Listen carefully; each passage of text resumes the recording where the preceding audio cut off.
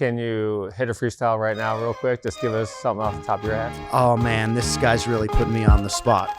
TJ Dillashaw, Killashaw. Best bantamweight of all time. Nah, y'all. That's Dominic Cruz, y'all. Have you seen the footwork? Sugar Sean O'Malley, former guest on this here podcast. But we got to stop it down there because we're ill-prepared. And you know preparation is the key to everything I do. I'm nothing without my notes. You may get an agent after all that. We'll have to wait and see. Let's go.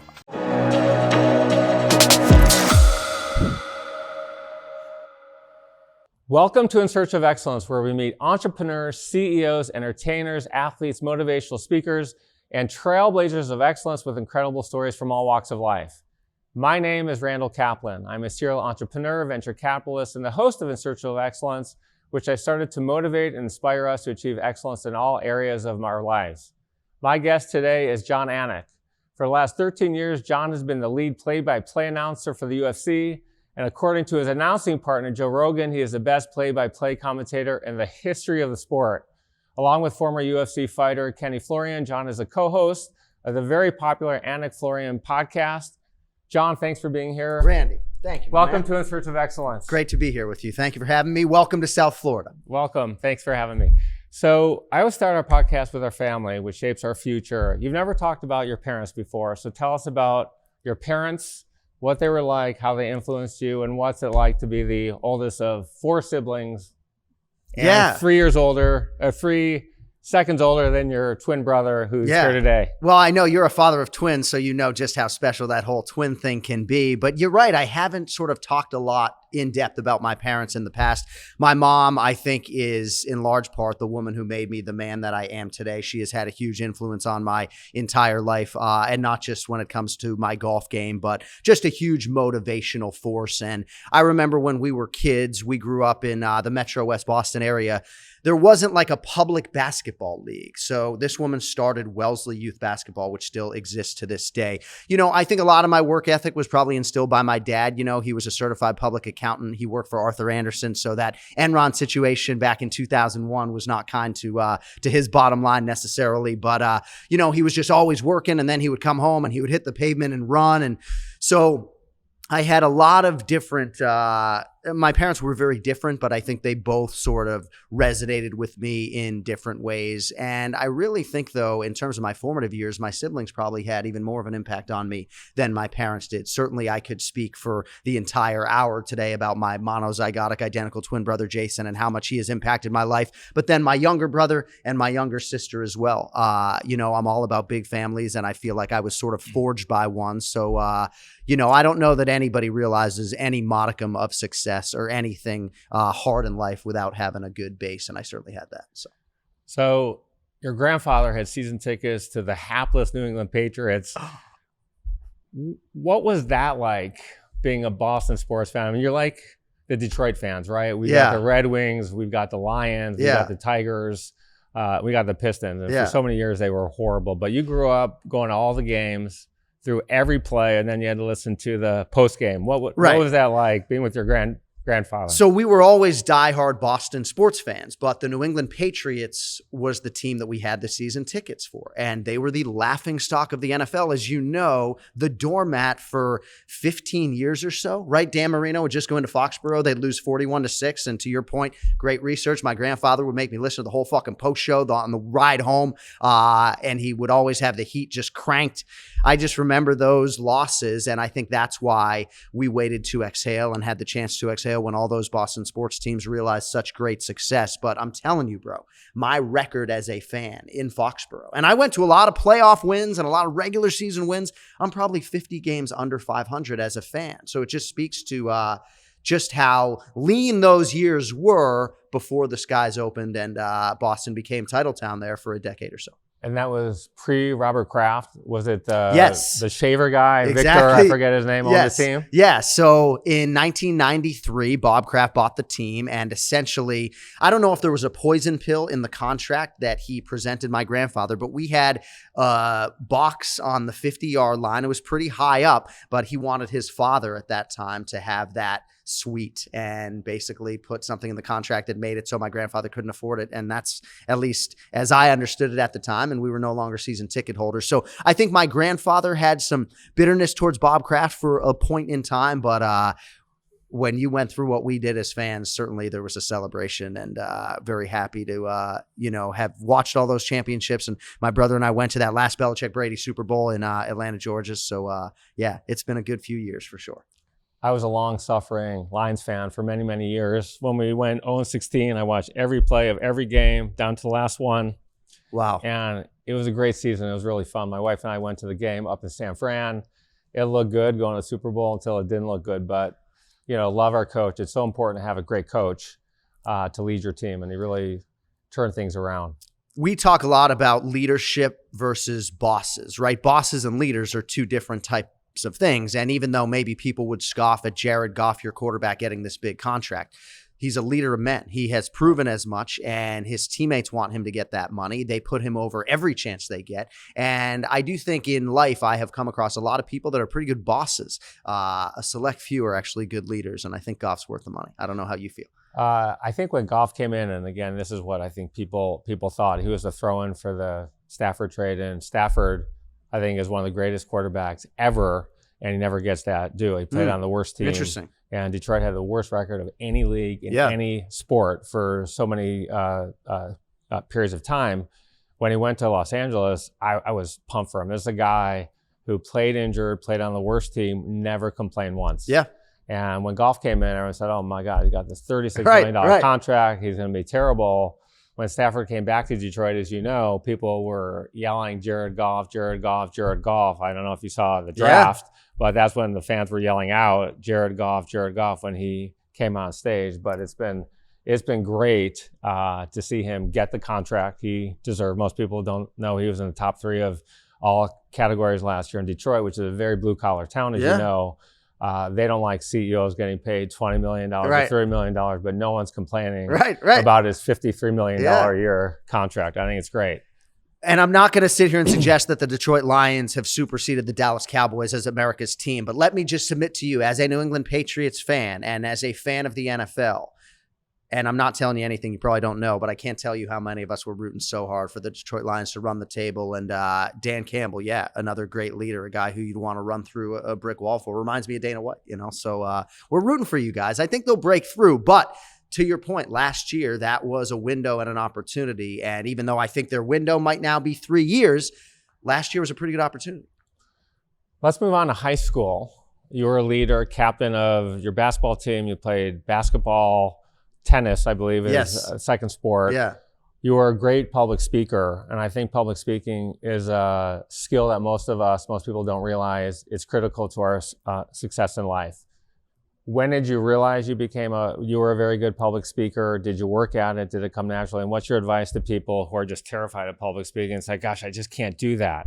Well, we all have our fears, and I'm not too good with heights. I'm not too good with large insects, but when it comes to public speaking, I think a lot of it was just natural. And I feel like it took me well into my 40s to ever admit that I had any natural ability as an orator or otherwise in life. And I think for a lot of people who are listening, lean into that. Like, what are my natural abilities and what are things that I'm not particularly good at? I was not the valedictorian, but I got the chance to give the speech for my high school class because my classmates thought that I would be the best man for the job. I think for me, though, it really crystallized when I was working as a newspaper writer, and my copy was always clean. I wasn't submitting copy that needed a bunch of editing, but I was always running into more creative writers out there who would write better leads. And yet when we would have arguments in the sports room, in the newsroom, I felt like humbly I could talk circles around these guys, and when it came to articulating a sports argument, that I had that ability to put words together. So that started my wheels churning that maybe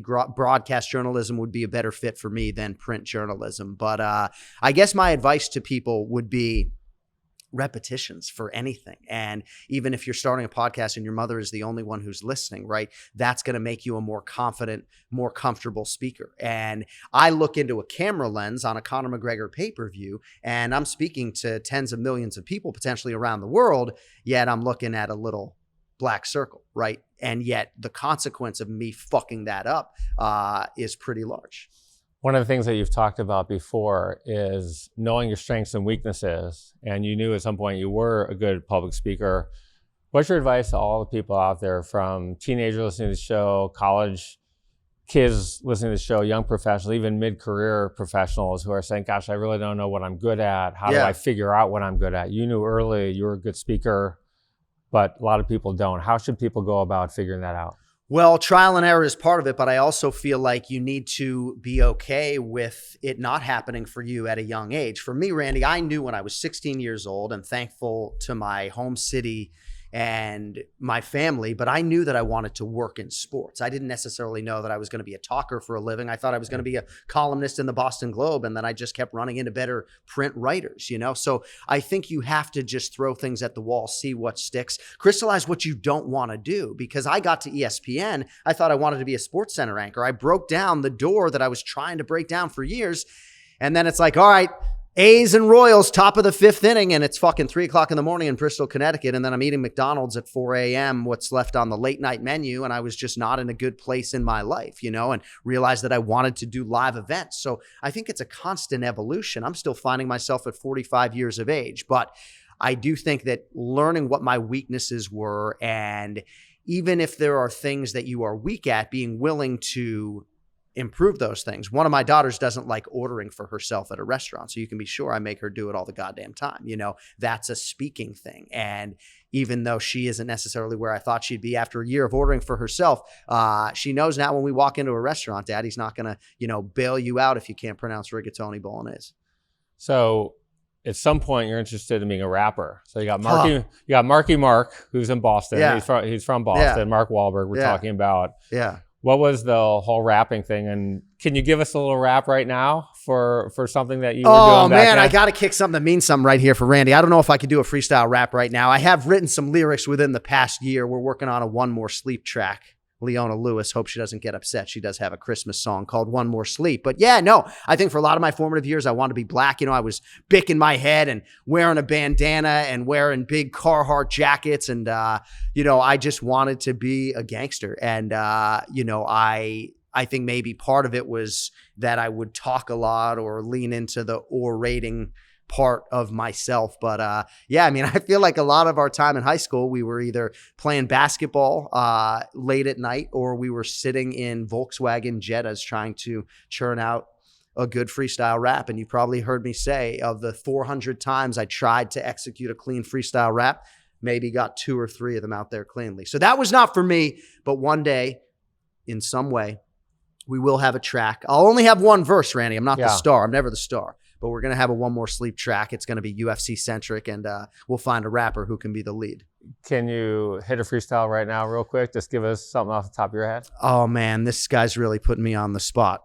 TJ Dillashaw, Killashaw, best bantamweight of all time. Nah, y'all. That's Dominic Cruz, y'all. Have you seen the footwork? Sugar Sean O'Malley, former guest on this here podcast. But we got to stop it down there because we're ill prepared. And you know preparation is the key to everything I do. I'm nothing without my notes.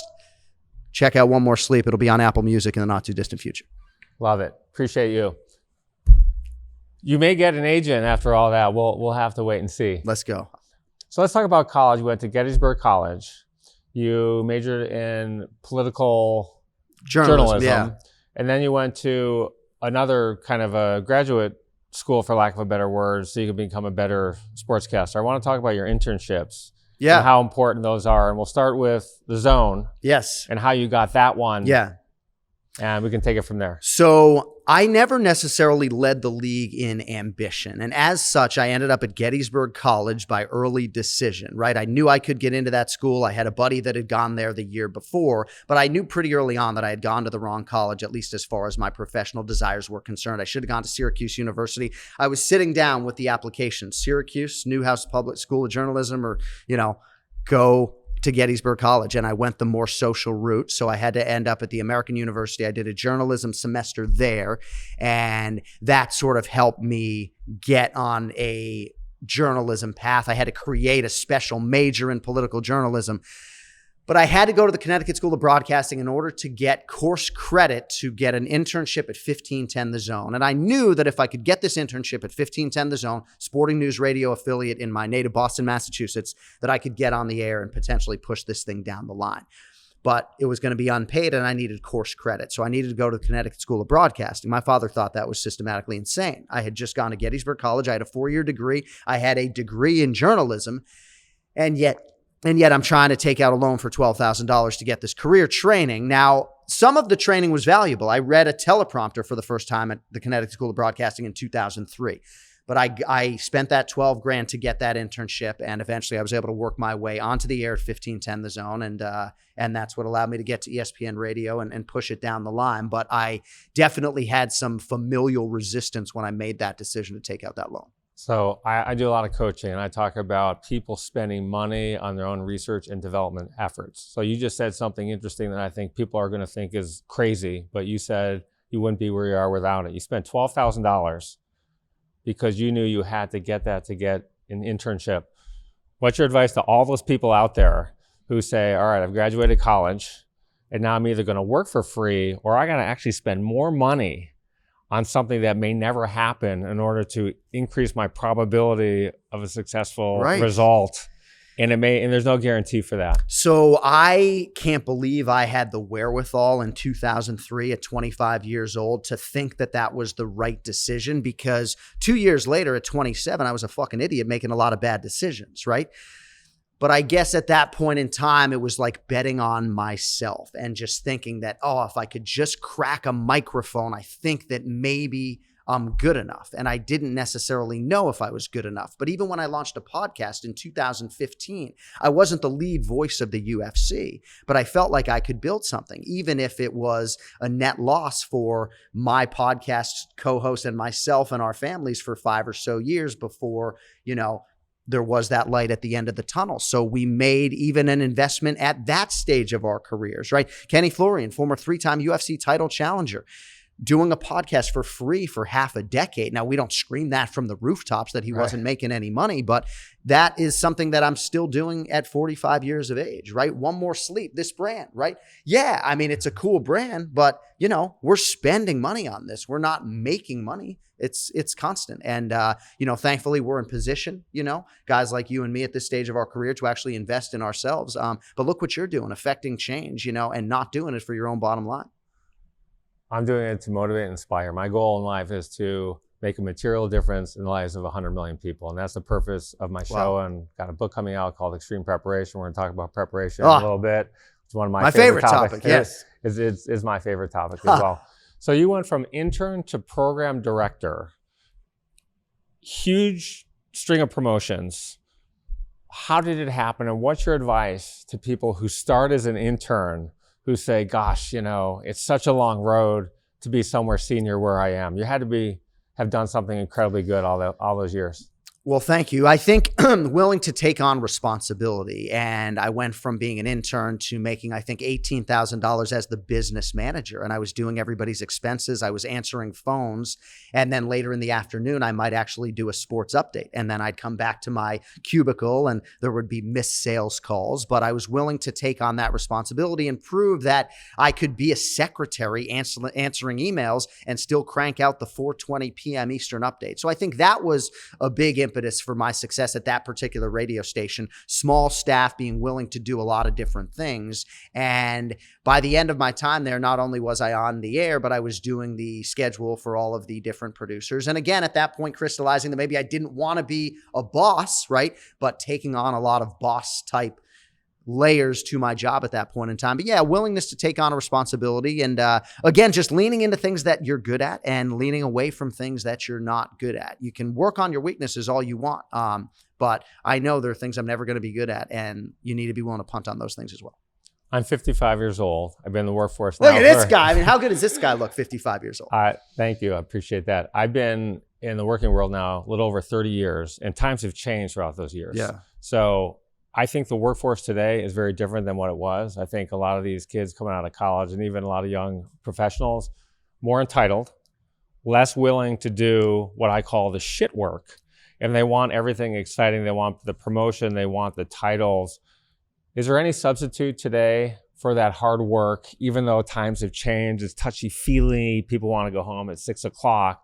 To be at the best of what you do, don't you have to go back to work ethic and everything else old school? 100%. Now, you and I don't exist in a world where it's 4 days for the work week and then 3 days off, right? There are essentially no real days off, right? You're either working on yourself, you're working on your children, you're working on your profession. There really are not any days off. Like, how many days off do you have in a calendar year where you're not doing anything professional? Less than 7. Right. So every message to my children is rooted in hard work, for which there truly is no substitute. And sometimes I wonder why other broadcasters in a similar position don't lean into it the way I do. And perhaps they're more skilled, right? Perhaps I'm closing some sort of gap with my hard work and my preparation. But largely my pre-fight process, while it's evolved, hasn't really experienced wholesale change since I called my first MMA fight in 2009, because the system isn't broken. But the reggae artists say it all the time. Nothing that is good in life ever comes easy. And for whatever reason, I haven't been able to get that to hammer home to my children yet. Hopefully we'll get there, but we're not there. What's interesting is you tell your children certain things. I got 5 kids, 3 in college. I have a 7-year-old and a 4-year-old. She'll be 4 next week. Often as the parents, the dad or mom tells your kid something, they don't want to listen to you. Dad, mom, you don't know anything. But when someone close to them or a coach tells them something, it rings true. Yeah. Which is just a phenomenon of life. My son now, 20 years old, going into his junior year at Menlo College, he gets what his dad does. He gets all the hard work. He's a student now of business, studying hard work, and it's amazing. He went from at 14, Dad, you don't know what you're talking about, to Dad, teach me certain things, which has been just phenomenal for me as a dad and as having him as my son. It's just been so rewarding. Well, you deserve a lot of credit for that. And I also think that is some of his wiring, right? Certainly when you procreate 5 times, or in my case, 3 times, you get to see nature versus nurture, and you see how you can have 2 daughters, as I do, who are 16, 17 months apart, and they are so different, right? And I hope they don't ingest this podcast, right? But I have one who's extremely gifted academically, but doesn't necessarily apply herself. The other is the hardest worker in the room, but is going to have to work really fucking hard, right? To realize academic success. I don't know which recipe you'd rather have. In our careers, and usually in life, we usually have 1 or 2 big breaks. You've had 2. Let's talk about the first one, ESPN. How'd you get that job? And when you got the job, did you go into a room by yourself and say, fuck yeah, ESPN, I can't believe what were you thinking that exact moment when that happened? I haven't had a lot of stop and smell the roses type moments, but that was definitely one of them. Just that I proved that I could do it at the highest level. But all hail Dave Jagler, the voice of the Major League Baseball Washington Nationals, because he was working as a SportsCenter anchor on ESPN radio doing the updates, and we were working together at 1510 The Zone, that sporting news radio stick in Boston, and he felt like I could realize success on the national level. So he gave me the name of the news editor, Pete Saccone, and I must have sent out 100 demo tapes to all over your state of Wisconsin, where I know one of your kids went to college, all over the place. Michigan's where I'm from. She went to Wisconsin. So Michigan, better be careful there. Important distinction. Yeah. So, but I sent, I couldn't get a bite back in Albuquerque, New Mexico, but I got a bite in Bristol, Connecticut. And when I went down for what I thought was an interview, they have you do a national sports update. So I thought I was going down there to just interview, thankfully I wasn't stoned, right? No, I'm just kidding. But I went in there and I did the 420 update, and you can either hang or you can't. And I used to say this to my broadcasting students, right? You never know what an opportunity is going to present itself. You better be as ready as humanly possible. That's why I do the podcast, even if your mom's the only one listening, because I didn't go down there expectant that they were going to put me on the radio. They did.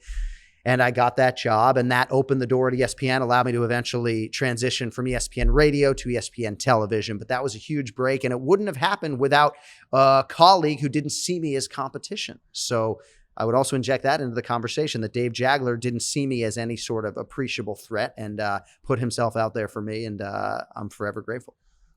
You didn't want to do boxing, but you had to do boxing. Sometimes we have to do something that we don't like to do. And that's also another common misperception, and where I think a lot of young people get the judgment wrong. How important is it in our careers to do things we don't want to do, to learn new things, because you never know where that opportunity is going to end up?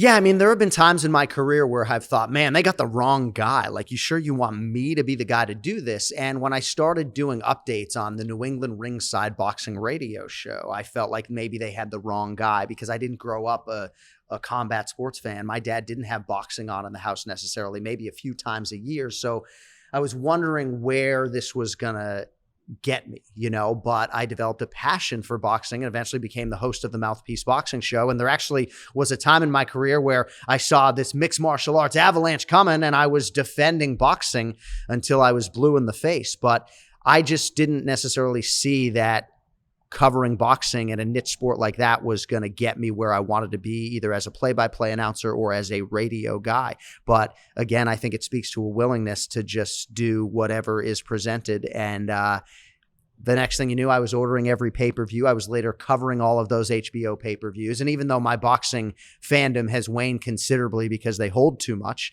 there was a time in my life where it became a foremost passion. And if you would have told me that when I did my first update on that show, I would have said, you're absolutely insane. So when was the first time you became a mixed martial arts fan? And what was the first fight you went to in person? Great question. 2007, Tunica, Mississippi. I guess they call it South Haven, Mississippi, but it was Elite XC1. The main event, your son probably knows this, Renzo Gracie and Frank Shamrock. And there were a lot of big names on this fight card. I was going there as a boxing radio journalist. Gary Shaw, longtime boxing promoter, launched Elite XC, wanted to get some traction, invited the boxing media to come. I went in there not as a naysayer per se, but I didn't go in there as a total optimist. And even though when I watched the live event play out, I didn't necessarily love the dragons breathing fire and some of the things that comprise this live event. I thought mixed martial arts as a sport had a ton to offer. And I just remember going back to the hotel thinking, man, like, this sport might have more of a shelf life than boxing. And we started covering MMA increasingly so on our boxing show. And then a couple years later, I got some opportunities at ESPN. So you're at the network for 6 years. Yeah. And then you got your biggest break of your career. Tell us about having to do still a bunch of shit work before that big break came in. 20 shows in Brazil, no air conditioning. And tell us about that exact moment when you're behind a truck and you get the news that you're getting the job. Take yourself mentally to that moment and said, what'd you do at that exact moment in time? What were you thinking? Man, well, I never would have left ESPN for the UFC if I didn't think that I could eventually ascend to the #1 job. I didn't necessarily think that it would happen as quickly as it did, but there were a lot of people in my life who said, hey man, you finally got to ESPN.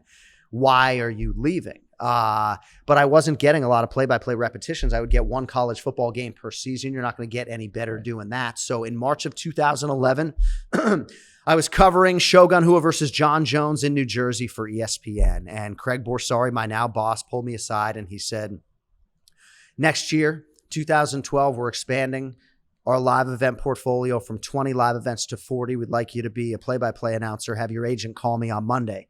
I don't know if I've ever admitted this publicly. I didn't have an agent. I hired one on Sunday. He called Craig on Monday, and, here we are 13 years later. But in December of 2016, after I had really cut my teeth with the UFC for 6 or 7 years, they pull me aside at the TV trucks in advance of like the last live event of the year. And, I'll never forget one of my bosses now, Zach Candido, saying, the company's moving on from Mike Goldberg and we're going to give you a shot to call the play-by-plays. And I put my hands on my knees, and that was the moment of all moments for me in my career. Not Dana White flying me out to Vegas and introducing me at a press conference in 2011. But that I finally, I guess, felt like maybe I had earned something. I've never won any award for broadcasting, but coming in as the #2 guy and beating out, so to speak, the #1 guy, or giving them enough confidence that they could move along from the guy who had been their longtime voice for 15 or 20 years. That was, the moment for me. I think a lot of kids dream about being the starting quarterback, right? Walking into the stadium, walking in the tunnel, you see 80,000 people out there. Then they got the nerves, right? For the first hike, first snap, but this is the dream. So UFC 155 was your first fight. What was it like, and what were the emotions driving to the stadium and then you sitting in that chair for the first time, looking around the octagon and 20,000 fans and saying, oh my gosh, we're about to go right now? So January 20th of 2012 in Nashville, Tennessee, I did my first UFC fight night. And I'll never forget Dana White coming into the dressing room and just giving us a pep talk, saying, take off your neckties. I think now we wear neckties, or at least some of us forcibly do. But I remember having a lot of nerves, but not nearly as many as I had for Bellator 1 in 2009, when I was thinking maybe they got the wrong guy, because that was the first time I had ever called live MMA. And I had only attended an MMA show like a year and a half prior. So 2009, height of nerves, but you referenced UFC 155. And that was my first pay-per-view. And it came like 11 months on the job on 3 or 4 days notice when Goldie couldn't make the walk, so to speak. I was freaking out driving to, I guess, T-Mobile Arena or MGM Grand Arena. T-Mobile wasn't even erected at that point in time. Yeah, dude, I was freaking out. I had worked with Joe Rogan maybe on a desk, but never in that setting before. And he hadn't called fights with anyone other than Goldie in probably 15 years at that point in time. So I was freaking out. But at that point in time, I had 10 months on the job. So I certainly had more confidence going into that setting than I had back in 2009 or earlier that year. But as I've said so many times, Randy, and I'm sure you echo these sentiments, you just lean into your skills and self-belief and what got you to the dance. And as soon as you have that first utterance, you just let that stuff take over. And any nerves, I think, that you have at that point in time dissipate, and you're just focusing on the skills and the job at hand. A lot of people listening and watching are not fight fans. A lot of people listening and watching are not fight fans. Why is the UFC the greatest show on earth? And for those people who don't like violence and think it's horrible, what are you going to tell them to maybe encourage them to even give the sport a chance? Well, I can't emphasize enough how important it is to attend one of our live events. And I'd imagine you and your son have had the opportunity to do that at this point in time. So for the first time, by the way, and I was not a fight fan. Yeah. Interviewed Dana White at the Scale Conference hosted by Kelly O'Connor. Shout out to her. And Dana and I became friends there. He invited my son and I to a show. We went for the first time, and didn't really tell Dana this because he's a huge fan and he did it for my son. But I went there and I was instantly a massive fan. And like you said, you got to go and see what it's all about. It's incredible. So if you are fearful that you're going to become instantly hooked, I would say caution flammable, don't go, because that is really the jumping off point for a lot of UFC fans. They attend a live event and then they're completely hooked thereafter. So I can't suggest that part of it enough, even though I do believe that as a television product, our live event stands up with every professional sport out there. But I think in terms of the UFC and mixed martial arts being unpredictable theater, I'm not sure that any other sport compares. For me, growing up in this country, like, the NFL will always be king. I never thought another sport would be able to close that distance, and the UFC has effectively done that. Now, in terms of the violence, I don't know how much time you have to get into a debate about American football and ice hockey and just the relative violence in those sports, right? I covered a boxing death in 2005, right? You can get 3 concussions in a boxing match. It's very hard to get more than 1 concussion in a mixed martial arts contest because they stop the fucking fight. But our sport is superficially violent. And my kids aren't put off by the blood. My mother can't deal with the blood, right? So the blood is something that I can't necessarily help you with. The face bleeds a lot, as you well know, right?